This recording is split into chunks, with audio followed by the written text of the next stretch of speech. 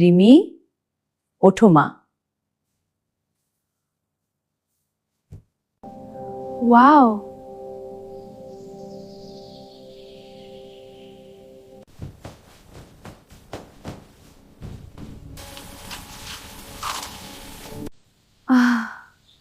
ভোরের হাওয়া কত সুন্দর। সকাল সকাল উঠলে দিনটা ভালো কাটে। রিমি দানা এনে চড়ুইটাকে দিল। চড়ুই খুশিতে ডানা ঝাপটাল। মা দেখো, এত সুন্দর ফুল ফুটেছে। হ্যাঁ রিমি, আসলে কাজ শুরু করছে দেখছে। ভোরে ওঠা সত্যিই মজা।